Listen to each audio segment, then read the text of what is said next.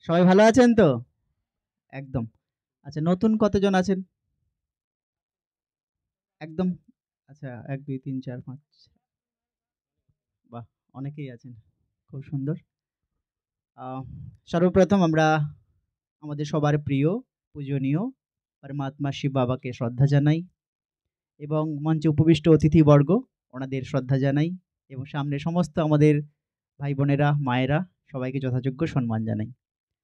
তো প্রজাপিতা ব্রহ্মা কুমারী ঈশ্বরীয় যে বিশ্ববিদ্যালয়, এই ঈশ্বরীয় বিশ্ববিদ্যালয়ের মুখ্য কার্যালয় রাজস্থান ভাই বলেইছেন। তো আমাদের যখন আমরা কথা বলি, সে কথা বলতে গিয়ে আমরা ২ টো শব্দ ব্যবহার করে থাকি। আমরা বলে থাকি আমি এবং আমার। আমরা বলে থাকি আমি চোখ দিয়ে দেখি, আমি হাত দিয়ে কাজ করি, পা দিয়ে চলাফেরা করি। আর যখন শরীর অসুস্থ হয় তখন আমরা কি বলি? আমার শরীরটা আজ ভালো নেই। তাই তো? কার শরীর ভালো নেই বলি? আমার শরীর আজ ভালো নেই। তাহলে শরীরটা আমার। আমি শরীর নিশ্চয়ই নয়। তাই তো? তো পরমপিতা পরমাত্মা যাকে আমরা শিব বাবা বলে থাকি, তিনি সৃষ্টিতে এখন এসেছেন। এসে আমাদের এই আধ্যাত্মিক জ্ঞান শোনাচ্ছেন। কিসের জন্য? না আমরা আজকে দুঃখী হয়ে গেছি, অশান্ত হয়ে গেছি। আমাদের পরিবারে নানান সমস্যায় আমরা জর্জরিত। তাই না? আগে আমাদের একান্নবর্তী পরিবার ছিল। এখন ছোট, ছোট হয়ে যাচ্ছে। এবং স্বামী-স্ত্রী তারাও এখন ছুটছে কোর্টের দোরগোড়ায়। কিন্তু কিসের কারণে? এই সত্য জ্ঞানের অভাবের কারণে। এই সত্য জ্ঞান কি? যে আমরা বাস্তবে এই শরীর থেকে আলাদা এক চৈতন্য শক্তি। কি?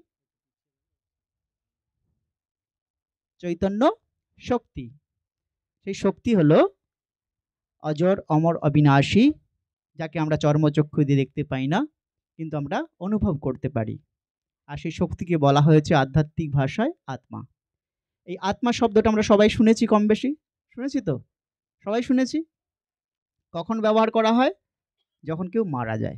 আমরা বলি আত্মা শরীর থেকে বেরিয়ে গেছে। তাই তো? কি আমরা বলি প্রাণ পাখি শরীর থেকে বেরিয়ে গেছে। কেউ বলি এনার্জি শরীর থেকে বেরিয়ে গেছে। তো পরমাত্মা শিব বাবা সৃষ্টিতে এসে বলছেন, "হে প্রিয় সন্তান, তুমি শরীর নও, শরীর থেকে আলাদা এক চৈতন্য শক্তি, ২ ভুজগলের মাঝে বিরাজমান এই শরীরের পরিচালক, এই শরীরের ড্রাইভার।" যেমন গাড়িতে ড্রাইভার না থাকলে চলবে না। চলবে কি? ঠিক সেরকম আমাদের এই ঠিক ২ ভুজগলের মাঝে এক চৈতন্য শক্তি রয়েছে, যে শক্তি এই শরীরকে পরিচালনা করছে। যাকে আমরা আত্মা বলছি, রূহ বলছি, প্রাণবায়ু বলছি, সোল বলছি ইত্যাদি। তো পরমপিতা পরমাত্মা এসে বলছেন, তুমি নিজেকে ভুলে যাওয়ার কারণেই তোমার জীবনে দুঃখ কষ্ট এসেছে। আর সেই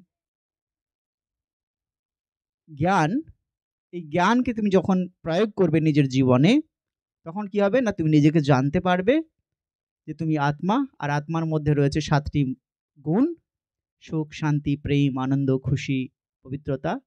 সেই ৭ টি গুণ তখন তুমি ফিরে পাবে। যখন আমি নিজেকে জানবো, তো সেই ৭ টি গুণও আমার মধ্যে ফিরে আসবে। তো পরমাত্মা এই সৃষ্টিতে এসে সেই জ্ঞান শোনাচ্ছেন যে, "হে প্রিয় সন্তান, তুমি এক আত্মা।" আর আমাদের প্রত্যেকের এটা জানা দরকার আছে। আপনি মানবেন কি মানবেন না সেটা পরের কথা। কিন্তু আমাদের প্রত্যেকের জানার দরকার আছে যে আমরা ২ ভুজগলের মাঝে বিরাজমান এক চৈতন্য শক্তি আত্মা।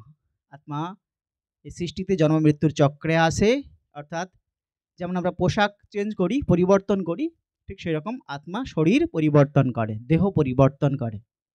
অর্থাৎ আমরা কি ভাবি যে আমাদের মৃত্যু হয়ে গেল বলে যে এরপরে আর কিছু নেই আমাদের, তাই না? কিন্তু বাস্তবটা তা নয়। আমরা যেমন কর্ম করছি সেই কর্ম অনুসারে আমরা সংস্কার নিয়ে যাব।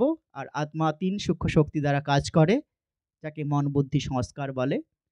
তো এই জ্ঞান আমাদের ৭ দিনের একটা কোর্স রয়েছে। তাতে আপনার অনেক জানা অজানা প্রশ্ন সেখান থেকে আপনারা জানবেন। আর আজকে সময় তো কম, কিন্তু এই বিষয়টা আপনাদের প্রত্যেকেরই জানা দরকার। আপনারা ৭ দিনের কোর্স করবেন। আ জানবেন সেটা নিঃশুল্কভাবেই, যে নিজের সত্য পরিচয়টা কমসে কম প্রত্যেকের জানা দরকার। তো ৩ টে বিষয় আমি বলে দিই, যেটা প্রত্যেকের মনে রাখা দরকার আছে, যে বাস্তবে আমরা সবাই আত্মা, আর আমাদের পরমাত্মা হলেন পিতা শিব পরমাত্মা, যিনিও জ্যোতির স্বরূপ, যাকে চর্মচক্ষু দ্বারা দেখা যায় না, কিন্তু আমরা অনুভব করতে পারি। যেমন বাতাসকে আমরা দেখতে পাই না, অনুভব করতে পারি তো? ঠিক সেরকম আত্মাকে আমরা দেখতে পাই না ঠিকই, কিন্তু আমরা অনুভব করতে পারি। আর এই সৃষ্টি হচ্ছে এক ড্রামা, নাটক। নাটক চলতেই আছে, চলতেই থাকবে। এটা অবিনাশী নাটক। যেমন দিন-রাত্রি চক্রাকারে ঘুরে, ঠিক সেরকমভাবেই এই নাটকটা চক্রাকারে ঘুরতে থাকবে। ঠিক আছে? আপনাদের সবাইকে পুনরায় অসংখ্য, অসংখ্য ধন্যবাদ জানাই। যথাযোগ্য সম্মান জানাই অতিথিদের। ওম শান্তি।